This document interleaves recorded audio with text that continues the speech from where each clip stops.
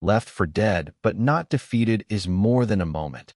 It is the split second when a person decides that pain will not define the next breath.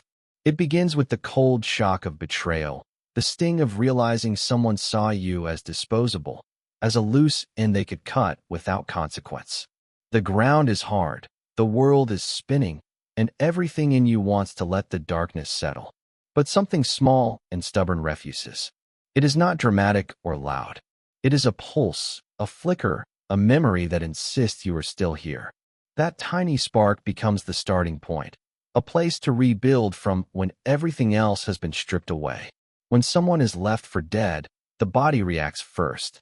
It tightens. It shuts down what it can to protect what matters. Breathing becomes a negotiation. Vision fades in and out like a faulty light. The mind drifts between panic and blankness. But beneath that is instinct, the quiet machinery that keeps a person alive even when they are not fully conscious of the effort. Muscles twitch. Blood finds new paths. Every cell organizes itself around one goal: survive the next minute. It is not hopeful, not strategic, just raw endurance. And somehow, that is enough to keep her from slipping away. Then comes awareness.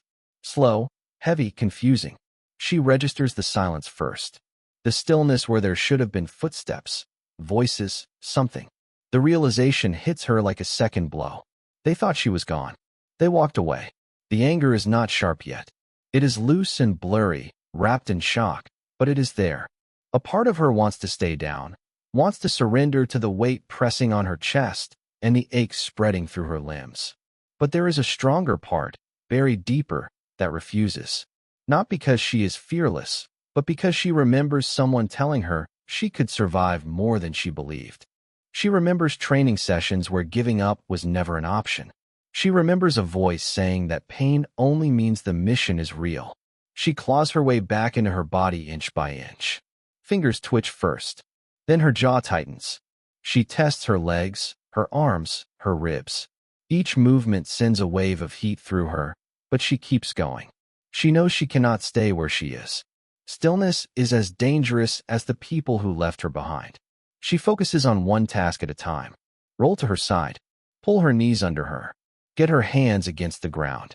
The progress is agonizing, but progress is the only thing that keeps her anchored to the moment instead of drifting into the fear of everything that could go wrong. What pushes her forward is not revenge. Not yet.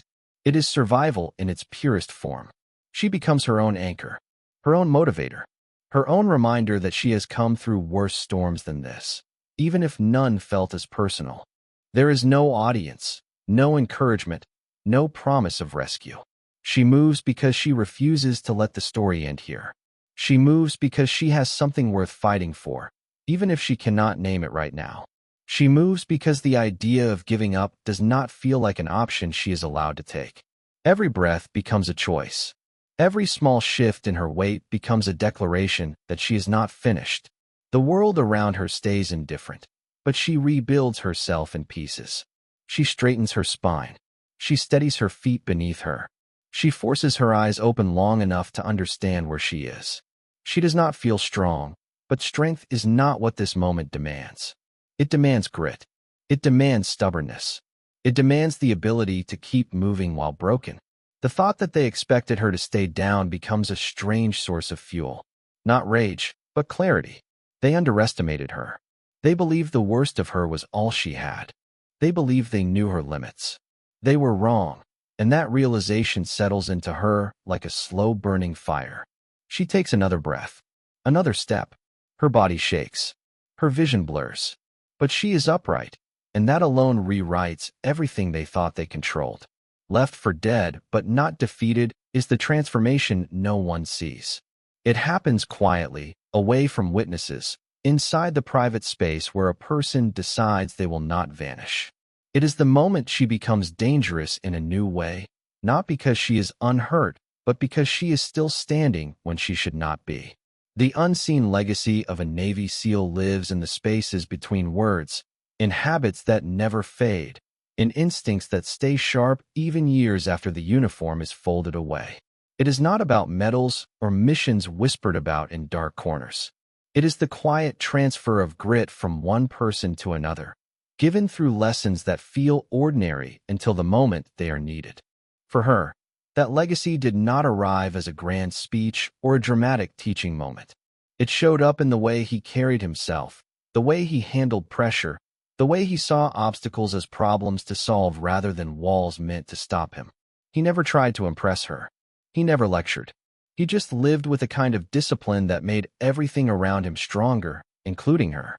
She remembered watching him wake before dawn, not because he had to, but because it was the only way he knew.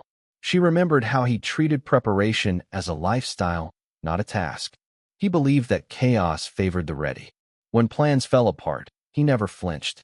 He just shifted, recalculated, and moved forward. That steady resilience settled into her memory long before she knew she would ever need it. He made toughness look simple, not because it was easy, but because he refused to dramatize it. Staying calm under pressure was not a mindset for him. It was a promise he made to himself every day. He also had a way of seeing through people, not with suspicion, but with clarity. He could tell when someone was pretending to be fine, or when fear was tightening someone's jaw, or when a lie hid behind a shaky smile. He told her once that awareness keeps you alive, and awareness starts with paying attention. She carried that line with her without realizing it had stuck. Over time, she found herself noticing small things the way he did, reading movements, scanning environments, feeling tension in the air before anyone said a word. It made her sharper, steadier, and harder to surprise. The legacy he left was woven into countless small moments. There was the way he pushed past exhaustion with a quiet determination that made quitting feel out of place. There was the way he talked about pressure, saying it was not something to fear, but something to accept and use. There was the way he held himself accountable for every choice, even the small ones.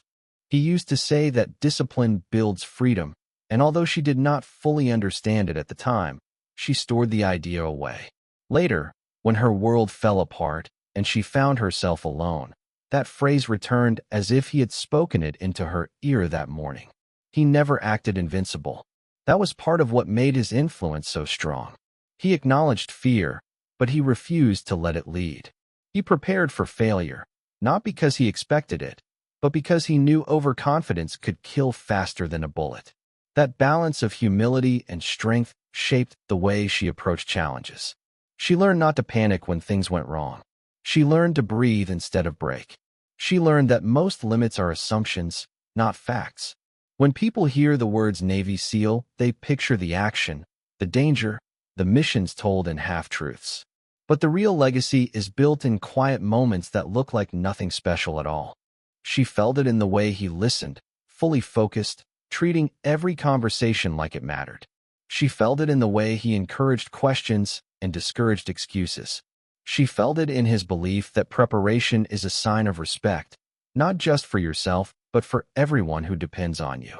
After he was gone, she realized how much of him she carried without noticing. His voice returned when her own thoughts scattered. His lessons surfaced when fear tried to take over. His steady presence lingered in her instincts even though he was no longer there to guide her. It was not about hero worship. It was not about trying to be him. It was about the moments he had shaped her without intention, simply by living in a way that made resilience feel natural instead of forced. That legacy became her hidden strength, the part of her no one saw until the night everything went wrong. The people who left her behind thought they were dealing with someone easy to erase, someone who would break under pressure. They did not realize she carried the imprint of someone who had built his life on refusing to quit. She carried training she never called training. She carried memories that turned into instincts. She carried a deeper understanding of what grit really looks like. And when she began to rise, shaking, hurting, but focused, it was not because she suddenly found courage. It was because his influence had rooted itself inside her over years of ordinary moments that now revealed their real weight. Survival fueled by training and memory begins in the split seconds when instinct speaks louder than fear. She did not wake with a plan or a strategy. She woke with fragments of motion, scattered flashes of lessons she never expected to rely on, all rising to the surface as her body fought to stay alive. Her mind replayed them without effort, as if some hidden vault had cracked open under pressure. The training was not hers in the formal sense. She had absorbed it by watching, by listening, by living beside someone who treated preparedness as a quiet duty. His lessons had settled into her bones long before danger touched her doorstep. The first memory came as she struggled to breathe. He had once shown her how to control her lungs when panic clawed at the edges. Slow in. Hold. Slow out. Reset the rhythm. Reset the body. She had laughed back then, teasing him for being dramatic about something as simple as breathing. Now the technique anchored her. It cleared the fog just enough for her to register where she was, how she was positioned, what hurt the most, and what she could still move. Each breath felt like broken glass, but each one brought clarity. Then came the memory of how he used to move through any space, even familiar ones, as if threats could hide anywhere. He called it respect for the unknown. She had rolled her eyes when he said it, but she remembered how he would trace exits, skin shadows, study angles without drawing attention. As she forced herself upright, that habit flared in her mind. She scanned the ground, the trees, the direction they had walked away. Not with fear, but with calculation. She did not want to be caught trying to rise again. She needed to know what she faced. She needed to know who might still be close enough to hear her. Training and memory blended until she could not tell where one ended and the other began. Her body hurt in ways she could not categorize, but pain did not matter. He had told her once that pain is information, not a command. It tells you what happened, not what comes next. She pulled that thought from her memory like a handhold. Instead of freezing, she assessed. A bruise here, a deep ache there, a sharp pull in her ribs. Nothing felt destroyed. Nothing felt final. She had enough mobility to crawl, and crawling was better than staying still. She shifted her weight, inch by inch, exactly the way he had shown her when teaching her how to move with an injured ankle, a lesson she assumed she would never use. Her thoughts drifted to moments she had nearly forgotten. The afternoons when he taught her how to fall without breaking more than necessary. The evenings when he showed her how to steady her hands even when adrenaline surged. The long conversations where he explained that survival is not luck, it is preparation disguised as instinct. She had not realized how much she absorbed. She had not realized how much she memorized simply by caring about the way he lived. Now those memories acted like a hidden guide, nudging her through every painful motion. She also remembered the way he talked about mindset. How he said that the battle is often lost in the mind before it begins in the body. She had brushed off those words once, thinking they belonged to a world she would never enter. But now those words resurfaced, firm and grounding. She repeated them to herself as she moved. The mind decides the outcome long before the muscles do. She focused her thoughts, anchoring them to small goals. Reach that patch of dirt. Get that knee under you. Pull, not push. Breathe, do not rush. Every inch gained felt like a victory carved out of chaos. Her training came in layers, some intentional, some accidental. Watching him patch up a wound without flinching had taught her to stay functional even when hurting. Watching him solve problems under pressure had shown her how to strip panic from her thinking. Watching him stay calm in storms, both literal and personal, taught her that composure is a choice, not a feeling. Those memories stitched themselves into her survival the way muscle memory supports movement. She did not have to think about them. They moved through her on their own. As she dragged herself towards safety, she felt those memories working inside her like a second heartbeat. They kept her focused when her vision blurred. They reminded her that surviving was not a miracle, it was a discipline. They told her she had more fight in her than she ever believed. Every lesson he had passed on without meaning to became a tool she used without hesitation. Training guided her body. Memory guided her will. And together they carried her through a moment designed to end her, one breath at a time. Ordinary place hiding extraordinary danger is the truth that often sits right in front of people who never think to look for it. The town seemed quiet, almost sleepy, the kind of place where routines ran the show. People waved at each other out of habit. Lawns stayed trimmed. Doors stayed unlocked. Nothing loud ever happened here, and everyone liked it that way. It was the sort of environment that made threats feel impossible, as if danger belonged to bigger cities, darker alleys, or nameless roads far away. But danger thrives where no one expects it. It grows in silence, in assumptions, in the blind trust people put in familiar surroundings. She had always felt the town was predictable. Same streets, same people, same stories repeated in different words. The air carried the same smells every season, the same sounds at night, the same rhythms during the day. It was easy to believe the place was safe because nothing had ever challenged that belief. When she walked home, she did not look behind her. When she heard footsteps, she did not tense. When someone called her name, she assumed good intentions. That comfort was the first illusion to break. The people who hurt her took advantage of that. They knew the town's routines. They knew when certain roads grew empty. They knew which corners stayed dark long after the streetlights flickered on. They understood that the quiet setting would work in their favor because no one ever expected violence here. That gave them confidence. It gave them cover. It made them bold enough to do what they did without worrying that anyone would question them until it was far too late. Danger in a place like this wears a friendly face. It hides inside handshakes, inside polite greetings, inside the small talk exchanged at grocery stores and community events. It does not announce itself. It blends into the scenery. She had crossed paths with these people before, never thinking twice.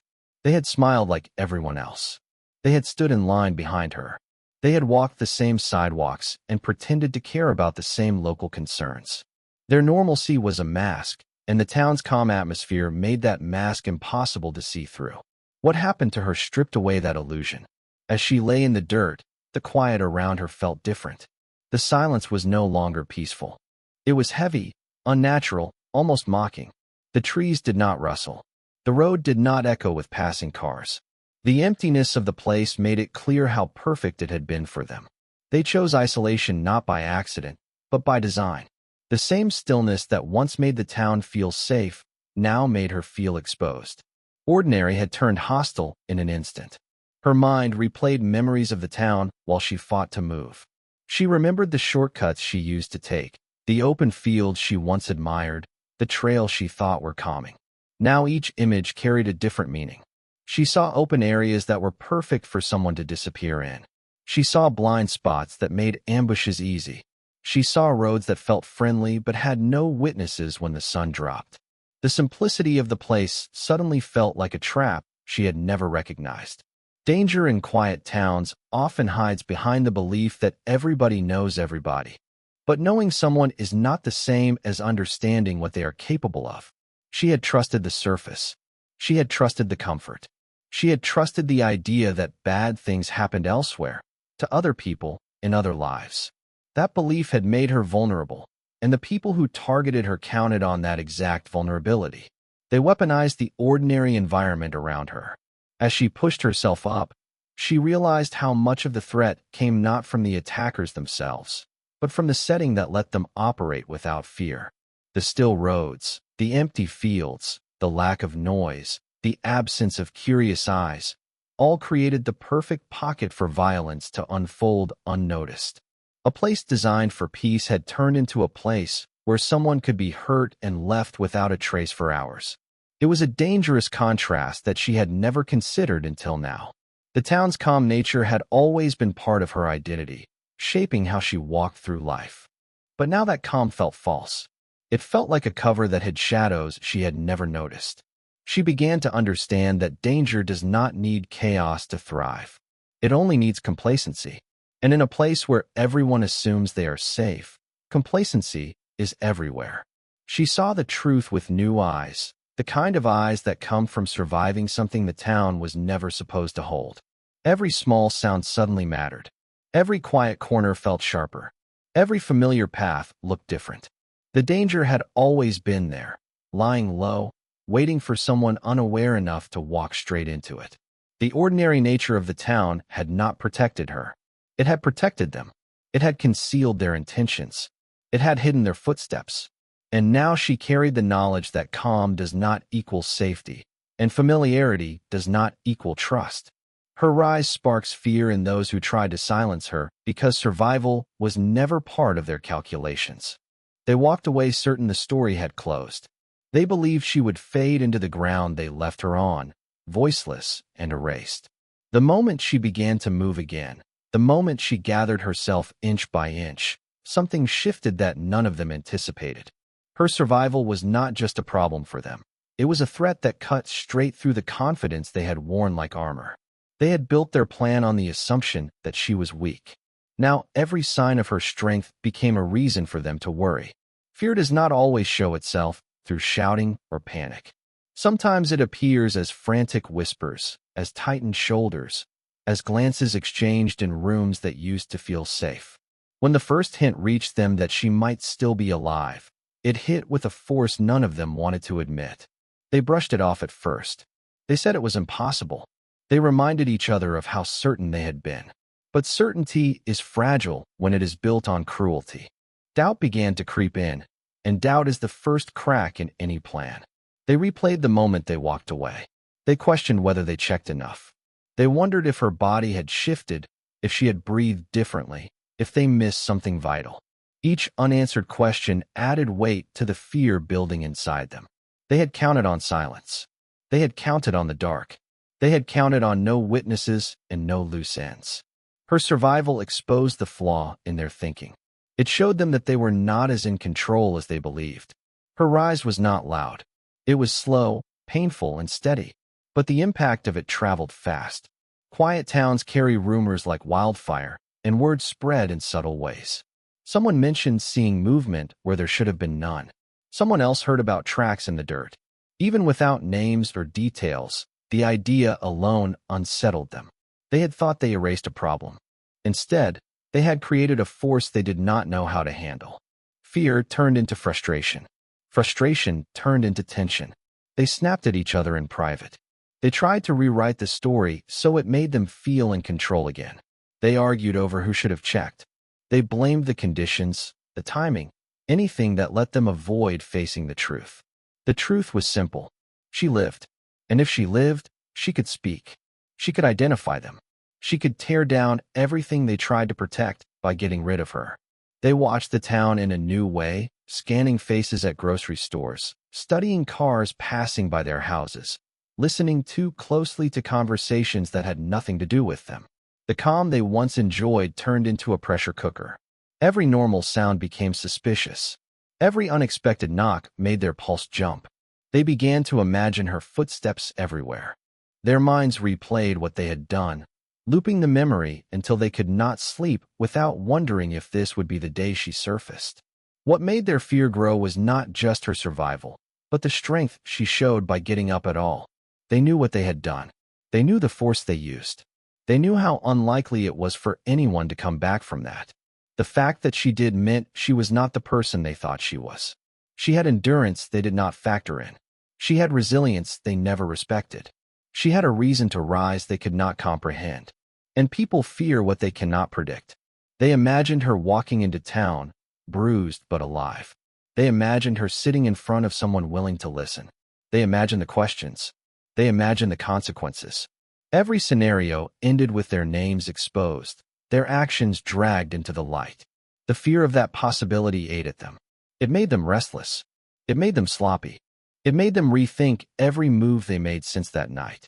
Her rise also forced them to confront something deeper. If she survived, what else had they been wrong about? What else had they misjudged? People who rely on control do not react well when control slips through their fingers.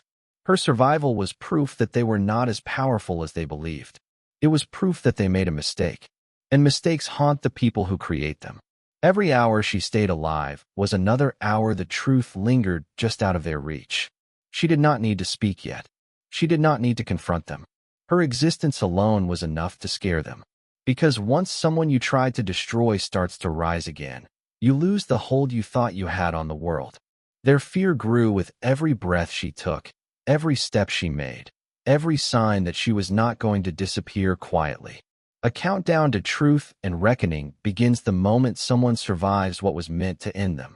It does not start with dramatic announcements or confrontations. It begins quietly, the same way danger first crept into her life. It starts with her first breath after she rises, her first step forward, her first attempt to piece together what happened. Each movement signals the beginning of a chain reaction. She may not see it yet, but the people who harmed her will feel it long before anyone else does. They will sense the shift, even before they understand it. Survival always triggers consequences, and those consequences move like a clock ticking toward a moment no one can stop. She begins to see the world differently as she regains her footing. Details sharpen, patterns appear, memories return in fragments, guiding her toward clarity. She remembers sounds from that night. She recalls voices. She recalls the tone, the pressure, the sudden turn when everything spiraled out of control. She recalls footsteps leaving, not checking, not caring. Each memory lights another number on the countdown. She may feel weak now, but weakness fades while facts remain. Truth always finds its way back, especially when someone tries so hard to bury it. The people who left her behind feel the shift long before they admit it. Their nerves tighten. Their routines falter. They begin second-guessing their own certainty. One of them avoids the usual route home. Another ignores calls they usually answer. Another stays up later than normal, listening for sounds outside the window. They reassure each other that everything is fine, but reassurance is fragile when the truth stands in the doorway between denial and reality. The countdown is ticking for them too, though they would never say it out loud. The fear they tried to suppress grows with every unanswered question. Reckoning does not always arrive in a single moment. Sometimes it builds slowly, gathering weight each time someone lies, each time someone tries to rewrite a memory, each time someone acts more nervous than they mean to. The town begins to feel the tension even if no one knows the full story. People notice small changes. A normally talkative neighbor avoids eye contact. Someone who never misses a community meeting suddenly stops showing up. Two people who used to be inseparable now stand on opposite sides of the room. The shifts are subtle, but subtle shifts become patterns, and patterns lead to truth. As she grows stronger, she starts asking herself questions she was too disoriented to consider earlier. How did they pick the location? Why did they choose her? What were they hiding that required her silence? Each question sharpens her purpose. She no longer feels like someone who barely survived. She feels like someone moving toward understanding. She feels the weight of something unfinished pushing her forward. Every answer she uncovers tightens the clock for the people who hurt her. Some truths come from memory.